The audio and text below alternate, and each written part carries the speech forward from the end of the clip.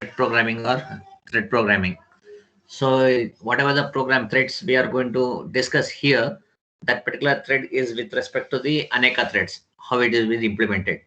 Okay, so first we'll go with what do you mean by thread programming. So before and we are going, the agenda of this particular module is first we are going to discuss with respect to the introduction to thread programming, and then we are going to discuss about the parallel computing with threads, how it is achieved, the parallel computing, and how the programming applications we are going to do programming the applications using the threads.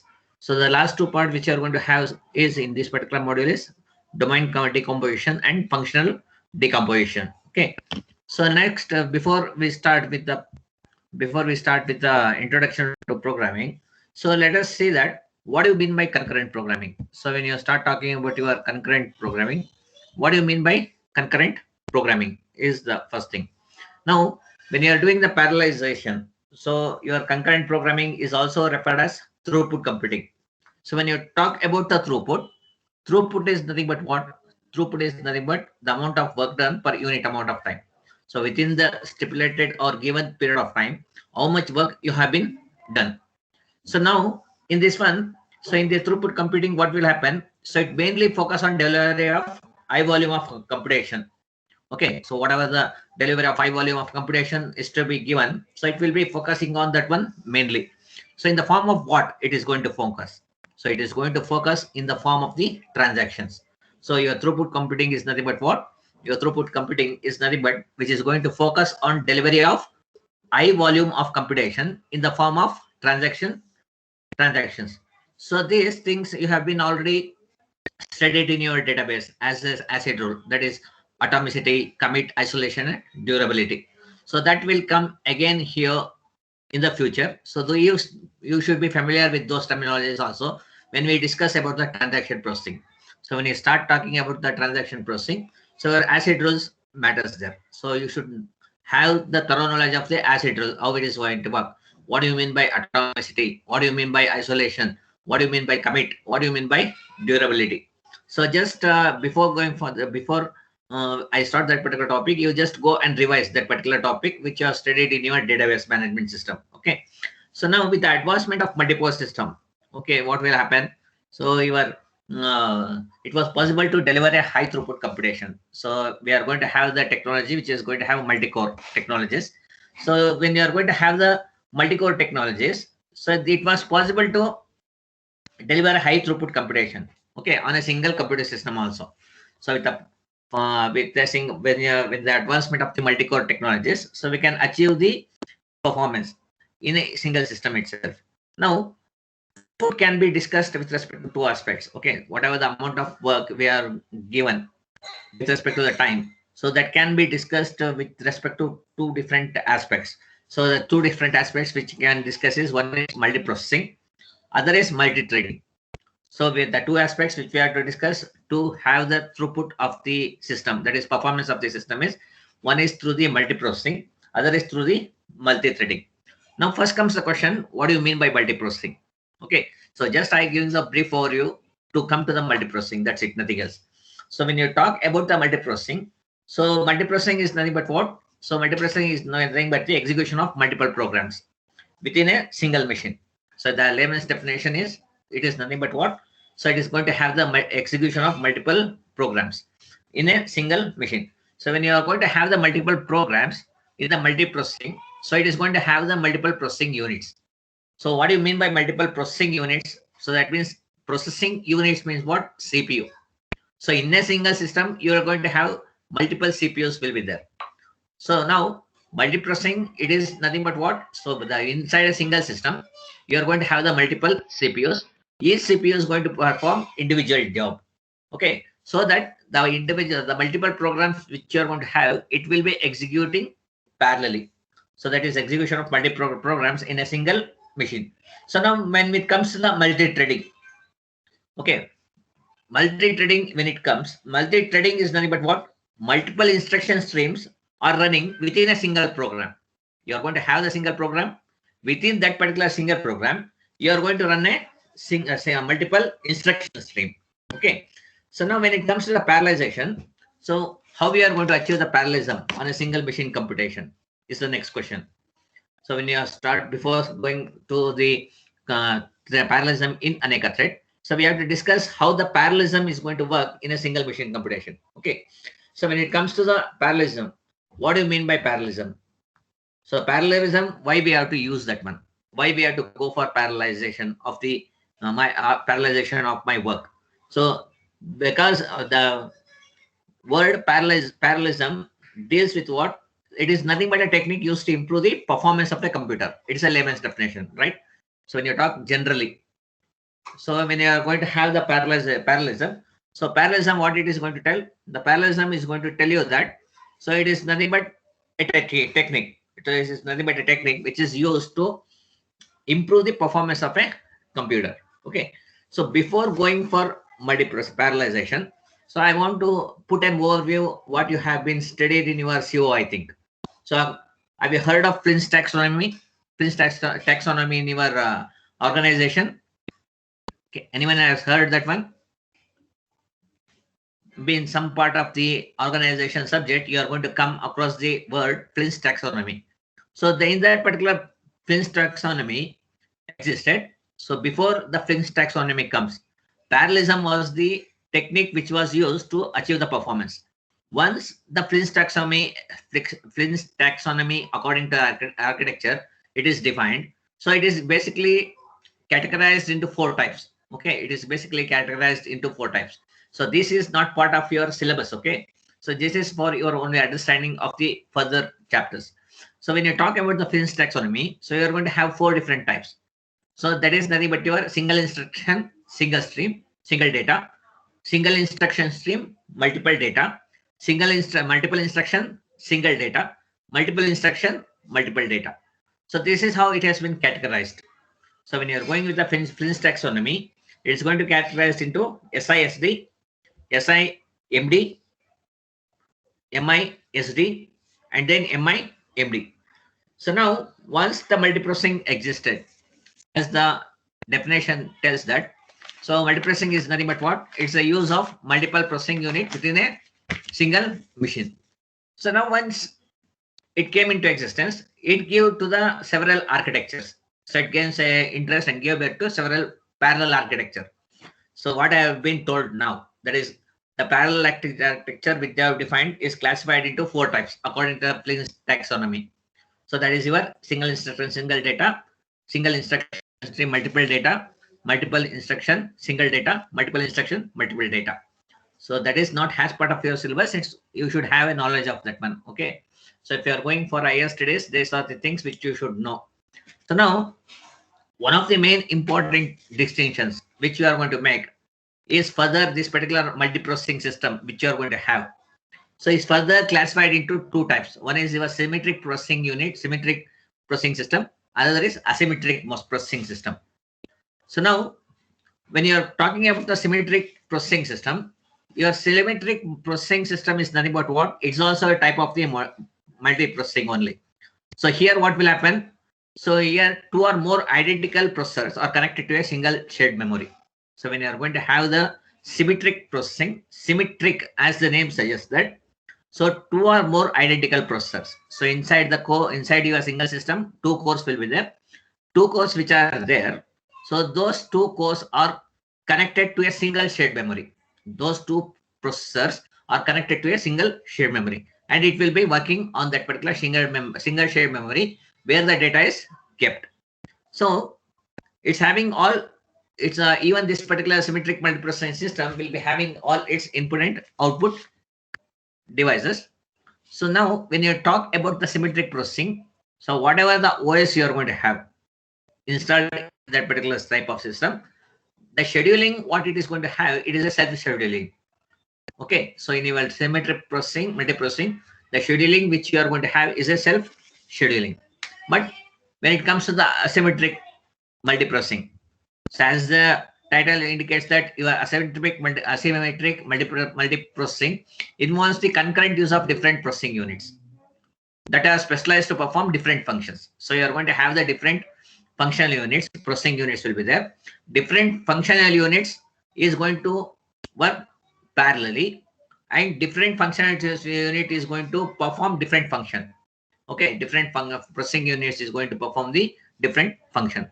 So mainly, if you take the asymmetric multiple processing, so it is going to run whatever the task you are going to have, that will be run with the help of the OS. So in the asymmetric multiple processing, so that particular that particular whatever the task you are going to give, the task which are giving to be executed, which are to be executed, will be scheduled by the operating system. So operating system will schedule this particular process. Okay, so there you are going to have two different types of terminologies. One is your master, other is your slave. Always, if you take the master, so always the master runs the task of the OS. So if you have the OS, if you have the privilege of the if you have the system user or system calls if you want to make, so your master runs the task of the OS. So whatever the task the OS has to run, that particular task will be run by the master. Now, if you are going for asymmetric multiple processing, so it is basically used in assigning specific tasks to CPU. Okay, so that particular what way you are going to have multiple processing unit, so it will decide which task has to be given to which processing unit. So your master is going to decide that which slave has to be given to which processing unit, so that that particular work will be completed fast. It has to be also check that whether any dependency is there between these two processes also. If there is dependency, how have to schedule that particular system, that particular process to a processing unit, so that the performance can be achieved. So now, when it comes to this one, so next, when it comes to symmetrical multiple processing, so it is features whatever you are going to have. It is use of similar or identical processing units to share the computation load. Okay, as I told you now. So now other examples which you are going to have is non-uniform memory access and the clustered multiprocessing. Clustered multiprocessing is nothing but what? Cluster means what? Group of node. If we talk about the cluster, cluster is nothing but the group of node. So now group of node are combined together and they are working, and they are going to have the job done for that node. So it is when you are defining a specific architecture. Okay, when you are defining a specific architecture for accessing a shared memory between the processor, and we are going to combine all these computers together, and we are going to see all these combined together as a single virtual computer. That is what the cluster multiprocessing is going to tell all about. So you don't have the it is going to define a specific architecture for accessing a shared memory. So this particular clustered multiple processing, what it is going to do is, it is going to define a specific architecture. That means what type of architecture you require, whether you require the architecture of single instruction, single data, or single instruction, multiple data, or multiple instruction, single data, or multiple instruction, multiple data. So now, depending upon that particular type of architecture which you require, the specific architecture will be used by accessing the shared memory between the processors. Now, whatever the whenever you are going to have the shared memory concept in your together, so that are combined together. All these computers are combined together. Along it, all these systems are connected through the same shared memory, and they are working as a single virtual computer. So even though it is a multiple computers which are there, so now it is working as a single unit. Even the multiple systems are working as a single unit. So as a user perspective, I am going to see that those particular processing unit which you are going to have as a single virtual computer. So now these are the two different techniques. So that is symmetric and asymmetric multiple processing, which will be used normally to increase the performance of commodity computer hardware. Okay, so when you are going to have the performance of the commodity increase the performance of the commodity computers, we are going to make use of the symmetric multiple processing and asymmetric multiple processing. Now, apart from these two things, there are another processing units which came into existence, which is that one. That particular processing unit is called as graphical processing unit. So now, which is the de facto processor? So which is this particular type of processing unit is an example of your asymmetric processing. So when your asymmetric processing, which you are going to have, Whereas your multi-core technology is the latest evolution of symmetric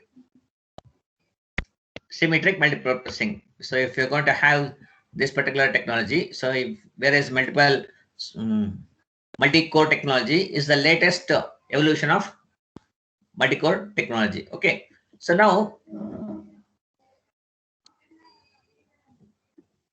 so when it comes to the parallelism for single machine system, you can see is so how this particular thing is connected. So you can see it is a single CPU die. So you can see this one. This one will be a single CPU die. So in that one, multiple core are there. So each individual core 1, core 2, core 3 are CPUs, individual CPU, which is there inside a single die. So now each processing unit, this is processing unit 1, core 1 is a processing unit 1, core 2 is a processing unit 2, core N is a processing unit 3.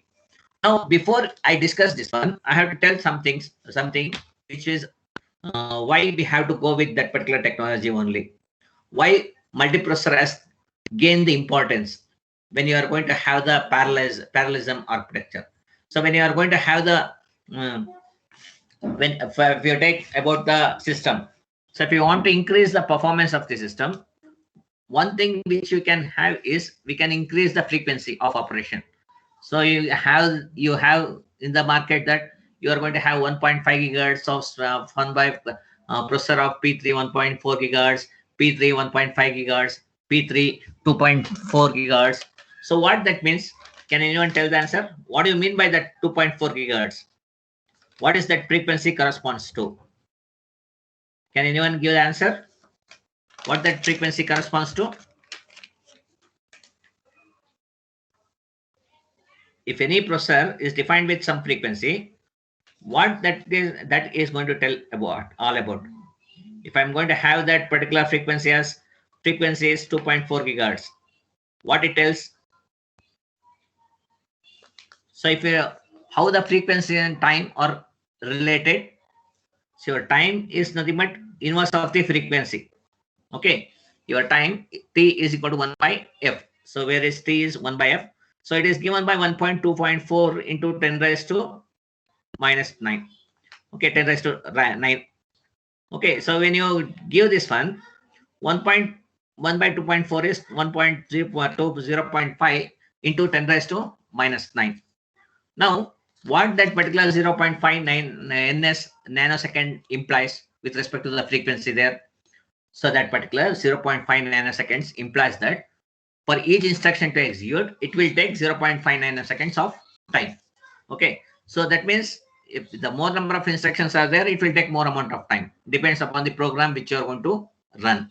Okay, now initially what happened? Initially they were increasing the frequency. So whenever they are increasing the frequency, obviously the consumption time of the instruction to run will be reduced. But what has happened is if you are going with the increase in the frequency, so now increasing the frequency is nothing but what?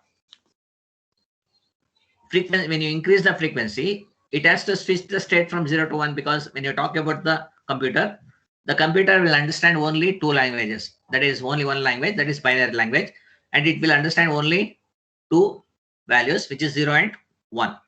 So now this 0 and 1, when it comes to the miniaturization, it is going to be stored in transistor.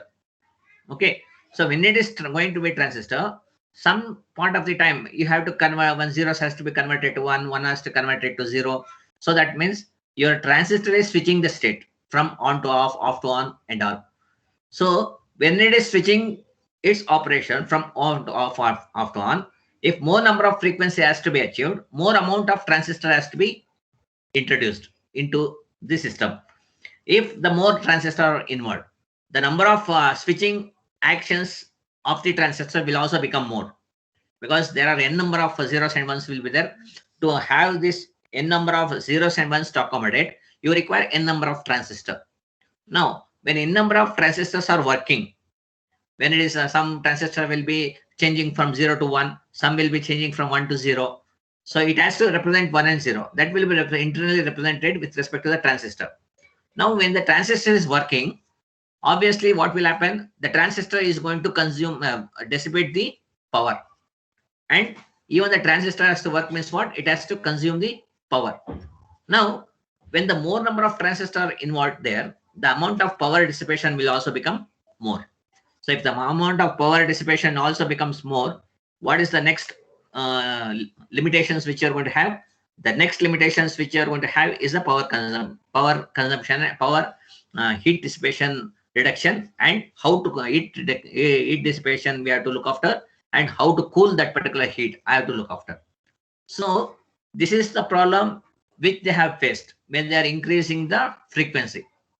So now, when this particular frequency was increasing, so they come to conclusion that if you go on increasing the frequency, then we can end up with a problem of cooling. So in 2004, what happened is they gone with the technology. They want to end the frequency scaling. That means they don't want to scale your computer with respect to the frequency. So they will end that one 2004. So after 2004, your core dual core system starts into existence. So that means inside your single system, the multiple core they are started introducing. Now, so if you go with the architecture of the computer, if you go with the architecture of your computer, so there you can see that core 1, so each individual processing unit, from the figure you can see it here now. So from the core 1, it is going to have the cache L1. Okay. So now you keep in your mind that whenever in the interview they may ask you the question, where the level L1 you are going to have the you are seen in the system. They are going to have the cache like L1 system, L2 system, L3 system. Okay, L3, L1 cache, L2 cache, L3 cache. Okay. Now, normally your L1 cache resides inside a processor. Your L1 cache normally resides inside the processor. So what the cache holds? Can anyone give the answer? What the cache holds?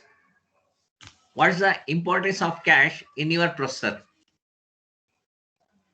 If I introduce the cache, what is the advantage of having the cache there? If I don't introduce the cache, what will happen? If I introduce the cache, what will happen? Can anyone give the answer?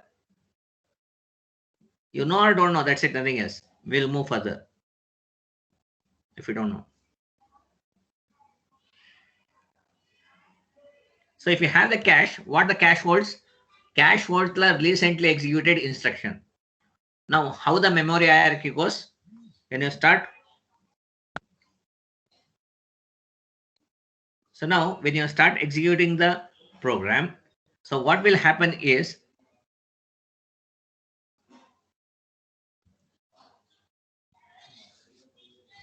so first the program looks that particular program to be executed in the cache. So if the cache is not there, okay. So if I take this particular thing, so for example, if you take,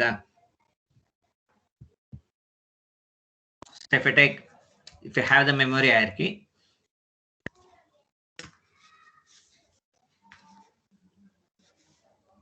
okay, if you take the memory hierarchy, so normally what will happen here?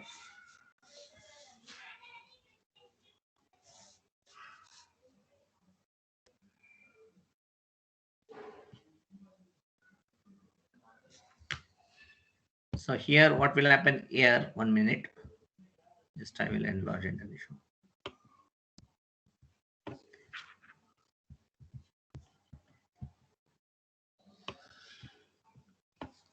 So in this one, what will happen here is whenever the processor start executing. So if you take the processor, so first when it came to the hierarchy of the cache. So first, if you take the cache, so initially, if you take the hierarchy of the register, first it will be the register, next it will be cache, next it will be primary memory. So next it will be secondary memory, which you are going to have. Okay. So now when the processor wants to execute the instruction, first it will look into the register. If it is not there, next it is going to look here. So next, if the data is not in the cache, next it is going to look into the primary memory, whether that particular data is there in this particular memory. Now, again, if it is not there, it has to look into this particular memory and it has to start executing. So now, if the first access it has to take is, the first access has to be from the secondary memory only. The first access has to be from the secondary memory only. So very first first access will be late only. So now once the processing starts, what has happened? It will be frequently executing. So once the frequently executed instructions will be stored in the cache itself. So that's why the processing becomes faster when you introduce the cache. Okay, so it will keep the cache will keep the recently executed instruction, but there is limitation in the cache. What? The size. The size of the cache is small, so it can hold only limited limited amount of space is there. So now when it comes to the architecture, so we are going to have the this particular core. So you are going to have core 1, core 2, core n. So each individual processing unit or CPU will be having its own cache L1, one cache L2, L1. So now this particular cache is going to be accessed through memory, shared memory. So now after having through the shared memory, which you are going to have, so next it is going to look for the cache 2. So here cache first level is there here, second level is there here. So if you see that one, even in the cache you are going to have, if you take the cache, so you are going to have this L1 cache and register. This will be inside your processor. This will be inside your processor. Okay, this register and L1 cache both will be residing inside your processor. So apart from this one, you can have the L2 cache, you can have the L3 cache. After L3 cache, you are going to have the primary memory and the secondary memory. So this is how the hierarchy of the memory goes. So if it go with the access time, so access time will be in the upward direction. That means first the processor is going to see the data in the register. Next, if the data is not there in the register, it is going to look into the memory location, which is specified by the cache. Then if the data is not there in the L1 cache, it will look into the L2 cache. If the data is not there in the L2 cache, it will look into the L3 cache. If the data is not there in the L3 cache, it is going to look into the primary memory. If the data is not there in the primary memory, it is going to look into the secondary memory. So that's how the hierarchy goes. So now when you are going to have this particular thing, so this is the your shared memory, wherever all these CPU are sharing this particular memory. So when you are going to have share this memory, all this shared memory is connected to the cache which is outside, which is L2 cache. If you take the dual core system, how the core will be there according to this one. So if you take this particular system, if the core is there, how is there? So it is going to have the single die. So inside the die, dual core, that means two core are there. So let it be core 1, core 2. So these two will be having its own L1 cache, and these two is shared to a common shared memory. So it is shared address space, common shared address space will be there. On top of this one, it is going to have the L1 cache. Okay, L2 cache. So on top of this one, it is going to have the L2 cache. So if you have the dual core, it is going to have two cores in a single die. So if you have the quad core, it's going to have 4 cores inside. If you have the octa core, it's going to have 8 core inside. Okay, quad is 2 core, octa core is 8 core, which you are going to have. Okay, so next, once you have this one, so this depends upon the core n, number of cores which have been designed to run that, to improve the performance of the system. So now all these things is combined together, and we are making a single die. That is, that particular CPU is having the single die, and from there you are going to connect to the primary memory. So this is your RAM. Okay, this is your RAM. So where it is connected to the RAM. Okay, this is how the hierarchy, how it will be represented in your multi-core processor. So now when it comes to the multi-core processor, so when you talk about the instruction level parallelism, so if you take the multitasking and multi-threading, so if you start talking about your multitasking and multi-threading, so multitasking and multi-threading can be implemented on top of the computer hardware itself. So on top of the computer hardware, that is constituted of a single processor and a single core. But it became common practice with the introduction of the multi-core technology. Okay, so in this case, who is going to provide you the illusion that which process has to be given to which core. Somebody should be there to tell that this particular work is less or this particular work is more. This particular work has to be provided to this particular core. So in this case, what will happen? The operating system will give the illusion of concurrent execution by interleaving the execution of instructions of different processes and different threads within the same process. So this is also the case in multi-core or process system, since the number of threads or process is higher than the number of processor or cores. So when you are going with a multiprocessor or multi-core system, so if you take the number of process or threads, the process and threads will be created by the operating system. But operating system will not be knowing that how many number of cores are there. Okay, so just it wants to create the threads, number of threads. So it is going to create the threads or the number of process. So and then it will be allocated into different cores in time division. That is, it may be using the round robin scheduling also, or depending upon the task which you're going to have, it may have the priority based scheduling also, or it may be having first come first serve scheduling also. But it will be time quantum will be given between those two. So all of you have seen that one. If you take any of the system, okay. So if you take any of the system, you are going to have the task manager here. Okay, you are going to have the task manager. So now this is the application which is running in the foreground. Okay, so in the foreground, these are some of the applications which are running. So I am running my PDF presentation. I am running my Paint. I'm going to run my Teams here. This is for foreground. But there are a number of processes which will be running at the background. There are a number of processes which will be running in the background.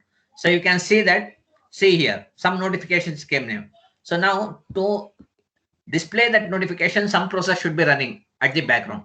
So now where those processes will be residing inside your processor.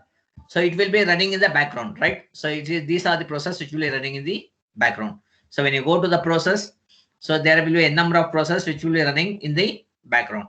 So you can see the list of the number of background processes which are running. Okay, so there are a number of processes which may be running. So depending upon you can see that show process from all users. So that means if the number of users are more, so it has to show the process from all the users. Okay, so that you can have the control of all the how many users are there, how many processes are running at the background. So if you want to improve the performance, you just look into the background process and delete the process which are not required by you at particular instance. So if you do that one, that also increasing the performance of the system. If you remove the background process. Okay. So next, when it comes to the parallelization, so how the programming applications with threads. So why you have to go with a thread? So if before going for a thread, I should know what is a process. Okay, so what do you mean by process? A process is nothing but a programming execution.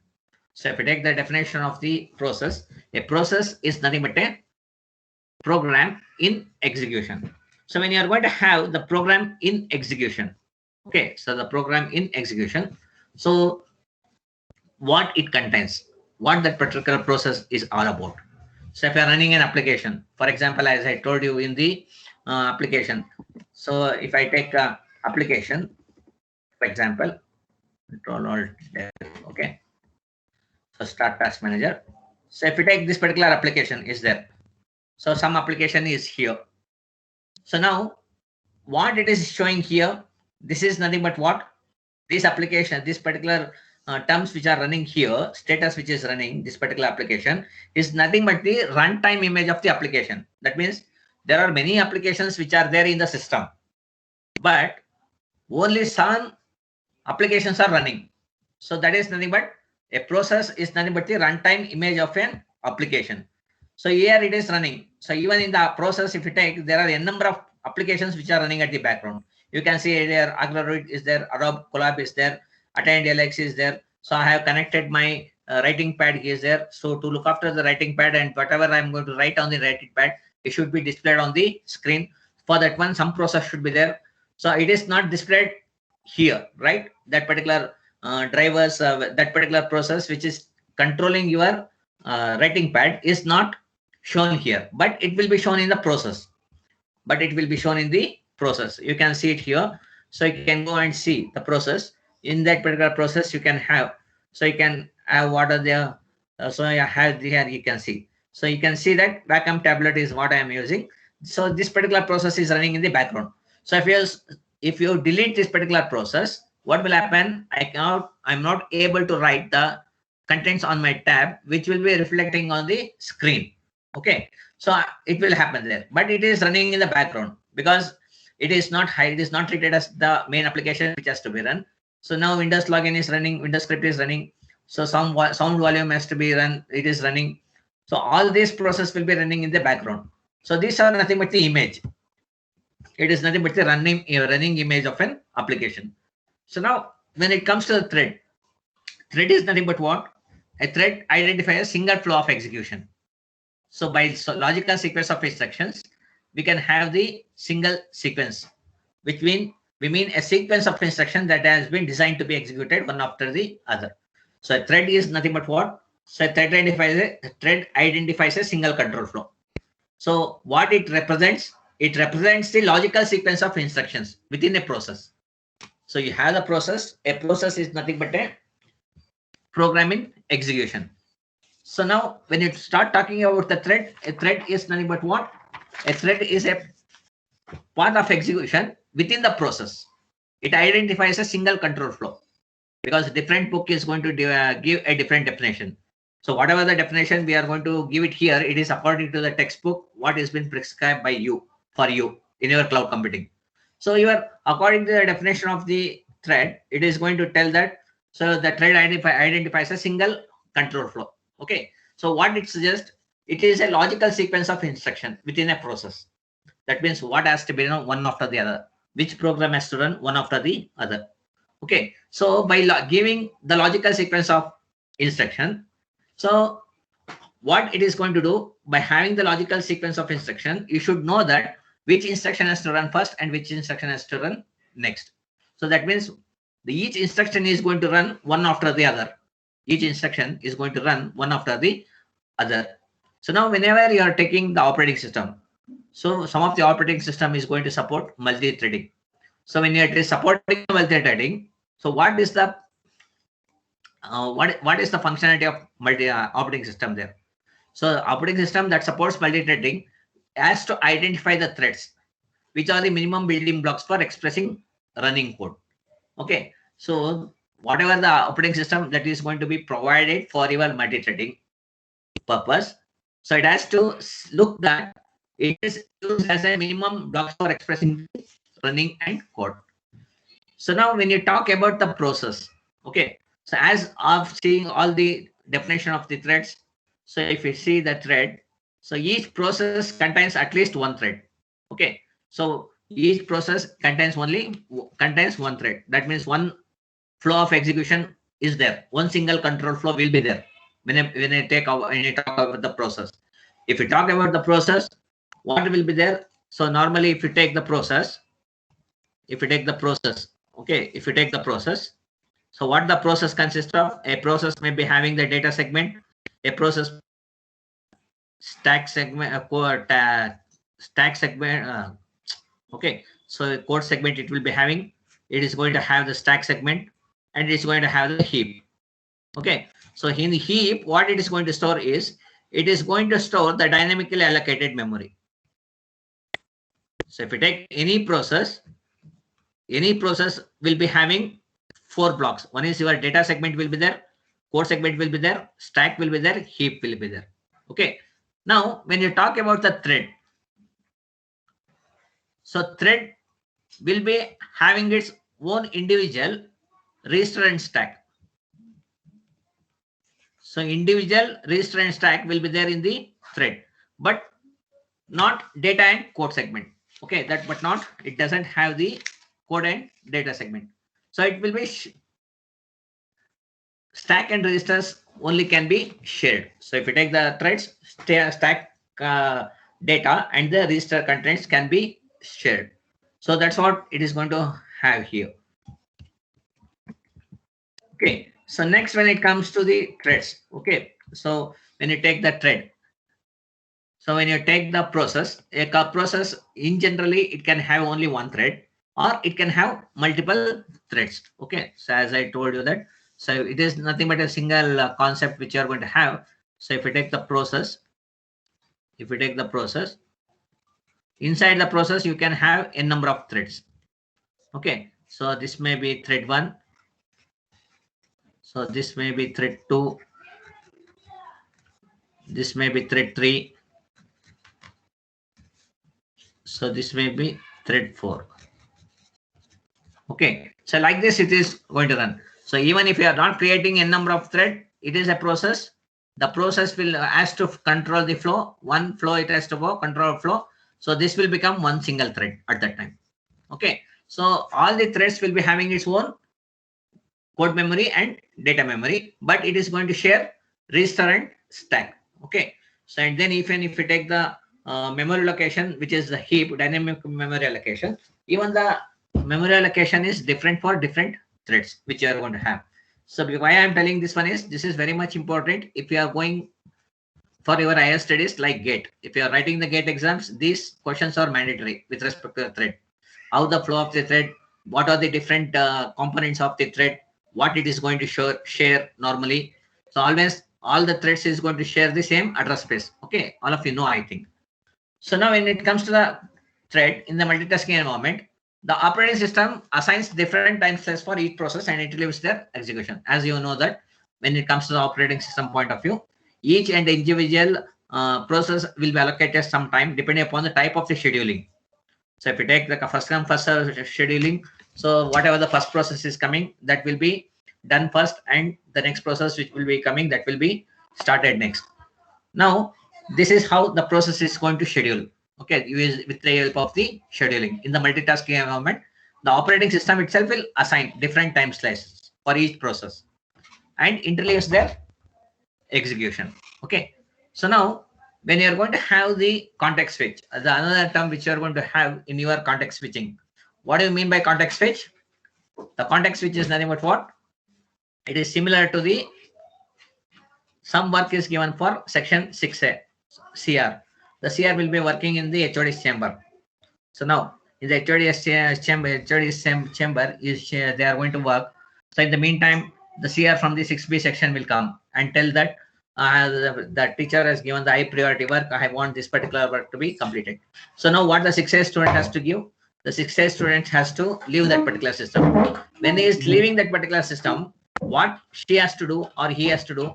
He has to save where up to the work which has been completed. That means whatever the work is completed, he has to save up to that particular work and he has to release the system to the 6B student. So now your 6A is one process, 6B is one process. So now we are stopping the process which is carried out by 6A and we are releasing that particular resource to 6B.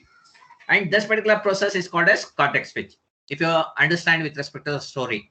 So what it means, the context switch is nothing but what? The process of temporarily stopping the execution of one process.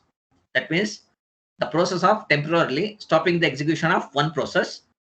When it is stopping the process, what I need to do, I have to save all the information in the registers and in the general state of the CPU, so that in order to work later, I have to restore all to the normal again.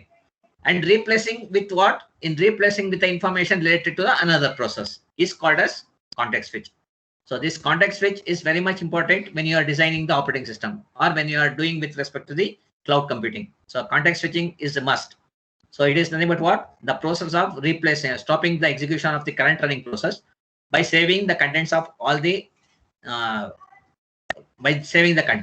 and replacing it with the other process. Okay, replacing with the other process is called as context switching. Okay, so the operation is generally what? It is demanding. So now when you are doing the multi-threading, so normally when you are doing the multi-threading is basically going to minimize the latency. It's going to reduce the minimize the latency imposed by context switch. So when you are going with the multi-threading, what it is going to do, the time, what do you mean by latency? The latency is the time where the first process releases the resources and the second process acquires the resources. The time gap which you are going to have between these two actions, that is releasing the resource and acquiring the resource, that particular period is called as latency. So if the performance has to be more, what I need to do, the latency period should be less. That means, as I told the analogy, 6-day student, 6P CR, as it will be a 6-day student is working in one system. So when the 6P students comes with higher priority, so if he has to work, then the 6A students, what he has to do, he has to save all the work which has been done till that time.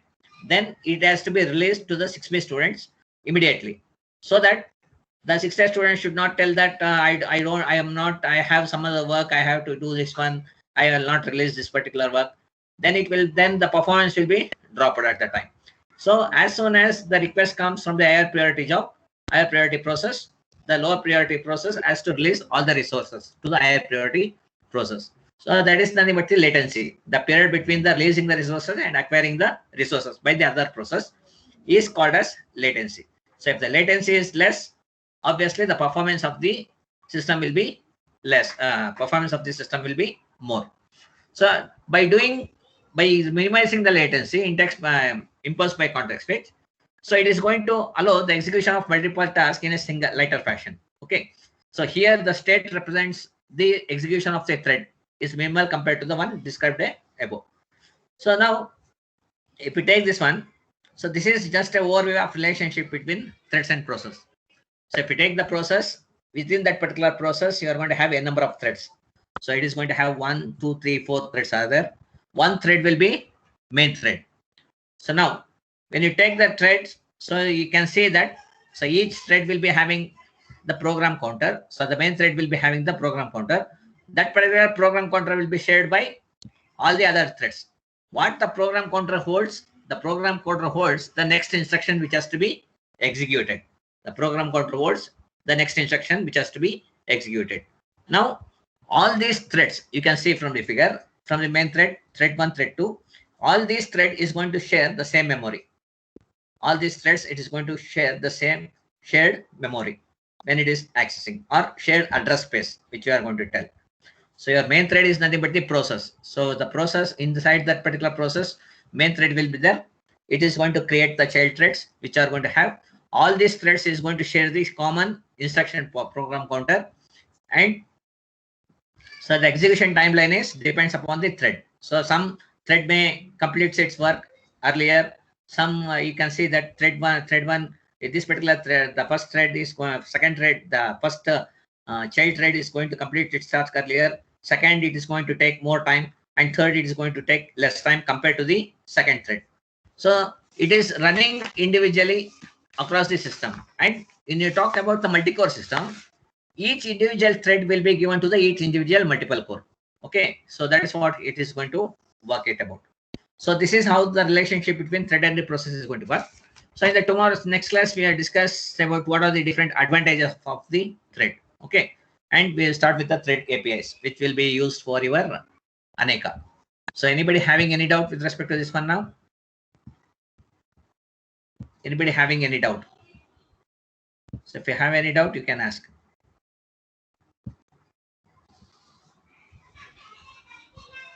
So anybody having any doubt? Okay. So if you don't have any doubt, so just go